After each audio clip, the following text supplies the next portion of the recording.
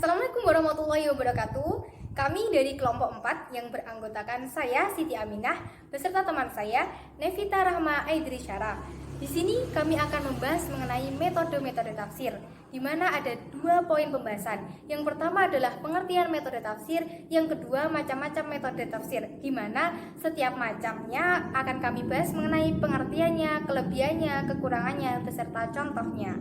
Oke, langsung saja kita masuk ke dalam pembahasan pertama, yaitu pengertian metode tafsir oleh Nevita.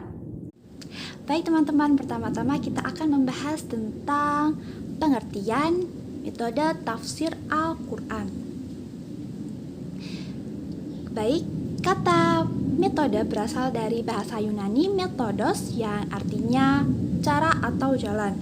Kemudian tafsir berasal dari bahasa Arab fassara yufassiru tafsiron yang artinya memperlihatkan atau memeriksa. Bisa juga diartikan sebagai penjelasan atau komentar. Jadi, metode tafsir Al-Quran adalah usaha cara jalan yang dilakukan untuk memahami, mendalami, dan memaknai isi kandungan dari ayat-ayat Al-Quran. Oke, selanjutnya kita masuk pada pembahasan poin yang kedua, yaitu macam-macam metode tafsir. Ada 4 macam metode tafsir. Yang pertama adalah metode tafsir tahlili atau analitik, yaitu usaha untuk menafsirkan Al-Quran secara terperinci dengan melihat berbagai sisi. Berbagai sisi di sini meliputi susunan per ayatnya, susunan per suratnya, per lafaznya, i'rabnya, asbabun nuzulnya, hubungan antar ayatnya, hubungan antar suratnya, hadis-hadis yang berkaitan, serta pendapat mufasir terdahulu.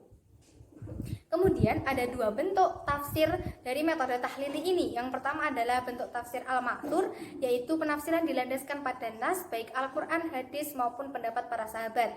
Yang kedua, bentuk tafsir al-ra'i, yaitu didasarkan pada akal pikiran para mufasir melalui ijtihad mereka. Nah, bentuk tafsir al-ra'i ini dibagi lagi menjadi beberapa corak, yaitu corak fikih, yaitu penafsiran dilandaskan pada bidang keilmuan fikih, kemudian corak falsafi dilandaskan pada keilmuan filsafat, corak sufi dilandaskan pada keilmuan tasawuf, dan corak ilmi dilandaskan pada pendekatan ilmiah. Selanjutnya, kelebihan dan kekurangan dari metode tafsir tahlili. Kelebihan yang pertama, dianggap memiliki cakupan yang luas. Kenapa demikian? Karena metode tahlili ini kan dibagi menjadi 2 bentuk, al-maqsud dan al-ra'i, di mana al-ra'i dibagi lagi menjadi beberapa corak, corak fikih, corak tasawuf, corak filsafat, dan corak ilmiah. Kemudian yang kedua, bisa menampung ide-ide yang bervariasi. Kenapa? Karena pada kenyataannya metode tahlili ini memberikan peluang yang besar bagi para mufasir itu menuangkan ide-ide mereka dalam penafsirannya. Mufasir diberikan peluang yang besar untuk menafsirkan Al-Quran itu berdasarkan bidang keilmuan yang mereka tekuni, kayak bidang fikih, bidang tasawuf, bidang filsafat, maupun bidang ilmiah. Sedangkan kekurangan dari metode tahlili ini, yang pertama, menjadikan makna Al-Quran itu parsial atau terpisah-pisah. Kenapa demikian? Ya karena bentuk dan corak yang lebih dari satu itu tadi, sehingga menimbulkan makna yang terpisah begitu. Contohnya kayak penafsiran dengan metode dengan corak filsafat pastinya berbeda dengan penafsiran yang menggunakan corak tasawuf begitu. Kemudian yang kedua, hasil penafsirannya dinilai bersifat subjektif. Karena apa? Ya karena terlalu bebasnya mufasir dalam menafsirkan Al-Quran sesuai dengan bidang yang mereka tekuni, kayak fikih, filsafat, tasawuf, ilmiah. Jadi dinilai lebih subjektif begitu. Kemudian yang ketiga, berkemungkinan besar dimasuki pemikiran Israiliyah. Apa sih pemikiran Israiliyah itu? Pemikiran Israiliyah adalah pemikiran yang berasal dari Bani Israel, yaitu baik yang beragama Yahudi maupun Kristen terdahulu, yang mana kita tahu bahwa orang Yahudi dan orang Kristen terdahulu itu kan membenci Islam, membenci Al-Quran gitu. Jadi tidak menutup kemungkinan bahwa pemikiran mereka itu mungkin malah bertentangan dengan Al-Quran atau bahkan menyesatkan kita dalam memahami Al-Quran. Selanjutnya, contoh mengenai penafsiran menggunakan metode tahlili, kami mengambil penafsiran dari Al-Qurtubi dalam kitabnya Al-Jami li Ahkam Al-Quran yang menafsirkan ayat 1-3 Quran surah Al-Qadar. beliau mengatakan bahwa dhamir hu dalam Quran surat Al-Qadar ayat pertama ini menyatakan merujuk pada Al-Quran, sehingga ketika ayat tersebut ditafsirkan sebagai sesuatu yang diturunkan pada malam Qadar, pada malam kemuliaan yang lebih baik dari 1000 bulan adalah Al-Quran. Kemudian Al-Qurtubi ini membuktikan penafsirannya itu dengan pertama mencantumkan beberapa ayat dari dua surah yang berbeda yang mendukung pendapat beliau, yaitu potongan Quran surat Al-Baqarah ayat 185 yang menyatakan bahwa Al-Quran diturunkan pada bulan Ramadan. Kedua, menambahkan ayat 1-3 Quran surat Ad-Dukhan yang juga menjelaskan bahwa Al-Quran diturunkan pada bulan Ramadan yang penuh berkah. Kemudian beliau juga menambahkan pendapat mufasir yaitu Ibnu Abbas dan Al-Syu'bi yang menjelaskan bahwa benar Al-Quran diturunkan pada bulan Ramadan tetapi hanya sebagian. Kemudian Al-Qurtubi juga menambahkan hadis, yaitu hadis diriwayatkan oleh Al-Malik yang menyatakan bahwa malam Al-Qadar itu memang ada, yaitu malam yang lebih baik dari 1000 bulan. Demikianlah Al-Qurtubi menafsirkan Quran surat Al-Qadar ayat 1-3 menggunakan metode tahlili. Kemudian yang selanjutnya yaitu metode ijmali. Metode ijmali adalah metode penafsiran Al-Quran yang dilakukan dengan ringkas, secara umum atau global, dan menggunakan bahasa yang populer, mudah dipahami, dan dimengerti. Nah, menurut para ulama, metode ini adalah metode yang pertama kali digunakan oleh para mufasir. Jadi, metode ini sudah ada sejak zaman Rasulullah. Untuk kelebihan dari metode ini yaitu yang pertama, isinya singkat dan mudah dipahami. Hal ini dikarenakan penggunaan bahasa yang tidak berbelit-belit dan tidak panjang. Kemudian, yang kedua yaitu memiliki kemungkinan besar untuk terhindar dari penafsiran Israiliyah. Yang dimaksud dengan Israiliyah adalah berita, kabar, ataupun informasi dari Bani Israel. Nah, dengan penyusunan tafsir ini yang dilakukan dengan singkat dan padat, maka kemungkinan besar tafsir ini masih bersifat alami dan murni. Dan yang terakhir yaitu bahasanya familiar dengan bahasa dalam Al-Quran. Dan untuk kekurangan dari metode ini yang pertama yaitu kandungan Al-Quran dinilai menjadi bersifat parsial atau terpisah-pisah. Hal ini dikarenakan satu ayat dijelaskan secara umum sehingga hubungan dengan ayat-ayat yang lain tidak menjadi satu tetapi memiliki makna masing-masing. Kemudian metode ini dinilai tidak memberikan kesempatan pada hasil analitik yang lain.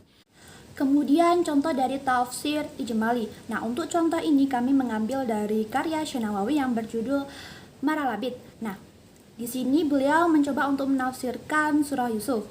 Dalam menafsirkan Al-Quran, Syekh ini memulai dari menyebutkan nama surahnya, kemudian status makiyah madaniyah, lalu jumlah ayat, kalimat dan kata, dan asbabun nuzulnya. Nah, barulah kemudian beliau memberikan penjelasan tentang ayat-ayat tersebut. Nah, bisa kita lihat di atas bahwa penjelasan dari Syekh ini sangat singkat dan secara umum ya. Nah, itulah mengapa metode yang digunakan oleh Syekh ini disebut dengan metode ijmali. Metode tafsir yang ketiga yaitu metode tafsir muqarin atau komparatif, yaitu usaha untuk menafsirkan Al-Quran dengan cara perbandingan, di mana perbandingannya bisa berupa ayat dengan ayat, ayat dengan hadis, maupun pendapat mufasir dengan pendapat mufasir. Selanjutnya, kelebihan dan kekurangan dari metode tafsir muqarin. Kelebihan dari metode tafsir muqarin yang pertama, memberikan pengetahuan mengenai penafsiran yang cukup luas. Kenapa? Karena metode ini kan metode perbandingan, di mana kalau kita mau membandingkan sesuatu itu tidak mungkin ada satu bahan, pasti ada minimal 2 bahan atau bahkan lebih. Nah, dengan berbagai bahan, dengan banyak bahan itu, insya Allah bisa menambah pengetahuan mengenai penafsiran. Yang kedua, mengajarkan pentingnya toleransi. Kenapa? Karena metode ini kan menyajikan perbandingan-perbandingan, baik ayat dengan ayat dengan hadis, maupun pendapat mufasir dengan pendapat mufasir. Nah, perbandingan ini bukan untuk permusuhan, untuk menimbulkan perdebatan atau permusuhan, tetapi untuk mencari titik temu. Kemudian yang ketiga, metode ini sesuai untuk seseorang yang ingin mendalami lebih dalam mengenai pendapat-pendapat mufasir. Ini jelas karena metode ini memang menyajikan perbandingan antara pendapat mufasir dengan pendapat mufasir. Sedangkan kekurangan dari metode tafsir Muqarrin ini yang pertama adalah tidak sesuai digunakan untuk pemula. Kenapa? Karena metode ini kan menyajikan perbandingan ayat dengan ayat dengan hadis maupun pendapat mufasir dengan pendapat mufasir, di mana diperlukan pemahaman yang mumpuni, ilmu yang cukup untuk memahami perbandingan tersebut. Kemudian yang kedua, metode tafsir ini dianggap tidak bisa diandalkan untuk menyelesaikan masalah-masalah umat. Kenapa? Karena metode tafsir ini lebih fokus pada perbandingan daripada penyelesaian masalah umat. Kemudian yang ketiga, penafsiran ini tidak menghasilkan penafsiran baru. Kenapa? Karena memang metode ini kan lebih fokus pada perbandingan daripada menafsirkan sesuatu yang baru begitu. Selanjutnya adalah contoh dari penafsiran dengan menggunakan metode Muqarrin. Kami mengambil dari penafsiran Quraish Shihab dalam kitabnya Membumikan Al-Quran, yaitu beliau membandingkan antara Quran surah Ali Imran ayat 126 dengan Quran surah Al-Anfal ayat 10. Bisa dilihat di dalam slide bahwa kedua ayat ini memiliki redaksi penyusunan yang sama, dan di kedua ayat ini ada ketiga perbedaan. Yang pertama adalah penggunaan kata lakum, penempatan bihi, kemudian penggunaan kata inna. Nah, sesungguhnya kedua ayat itu sama-sama konteksnya adalah perang. Yang Ali Imran ayat 126 adalah konteksnya perang Uhud, dan Quran surah Al-Anfal ayat 10 konteksnya adalah perang Badar. Nah, kita bahas mengenai perbedaannya. Perbedaan kata lakum, di mana lakum ini hanya digunakan pada Quran surah Ali Imran ayat 126 dan tidak digunakan pada Quran surah Al-Anfal ayat 10, karena Quran surah Al-Anfal ayat 10 ini kemenangan dari perang Badar itu ditujukan bagi seluruh umat muslim.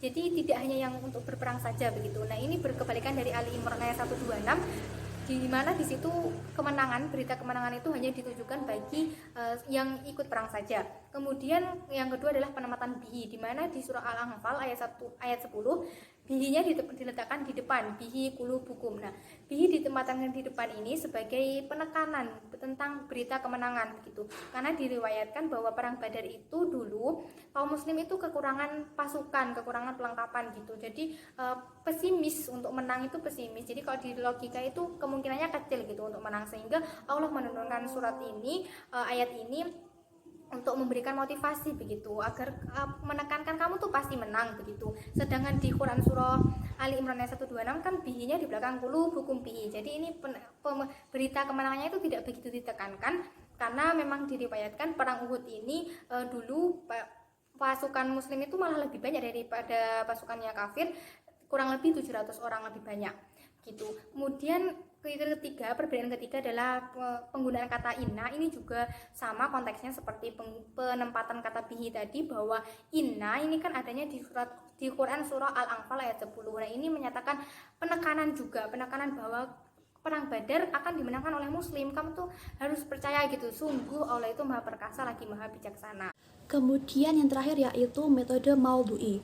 Metode maudhu'i adalah metode penafsiran Al-Quran yang dilakukan dengan cara tematik atau berdasarkan suatu tema. Nah, dalam metode ini, semua ayat Al-Quran yang berkaitan dengan suatu tema dikumpulkan lalu dikaji secara mendalam dengan memperhatikan asbabun nuzul, kosakatanya, serta berdasarkan Al-Quran, Al-Hadis, dan juga pendapat-pendapat mufasir yang bisa dipertanggungjawabkan.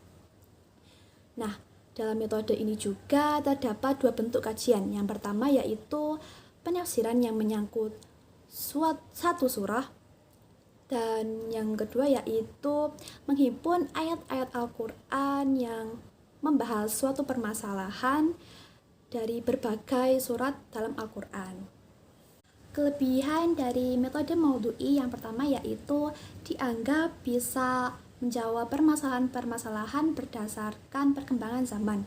Kemudian penyusunan tafsirnya yang sistematis dan praktis sehingga mudah untuk pengaplikasian dalam penyelesaian suatu masalah.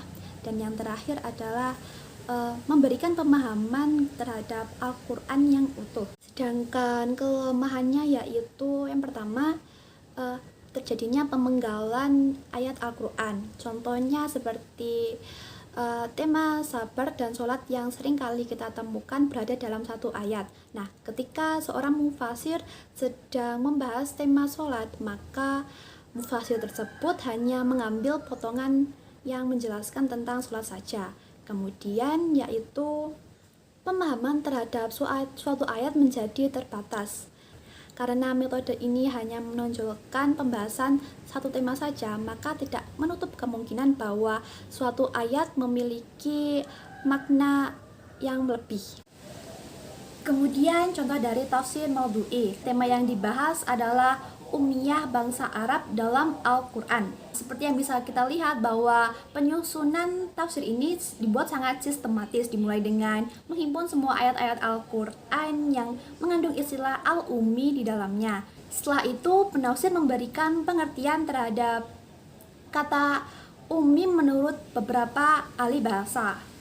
Jadi dari Al-Quran dan pendapat dari beberapa ahli bahasa, kata al-ummi di sini mempunyai arti yang sama, yaitu orang yang tidak pandai baca tulis. Setelah itu, penafsir menyisipkan pendapat dari ulama terdahulu tentang istilah al-ummi. Nah, di sini penafsir mengambil pendapat dari Dr. Nasir. Dr. Nasir berpendapat bahwa yang dimaksud dalam surah Al-Baqarah ayat 78 adalah orang-orang yang tidak mengimani Rasulullah dan kitab Allah.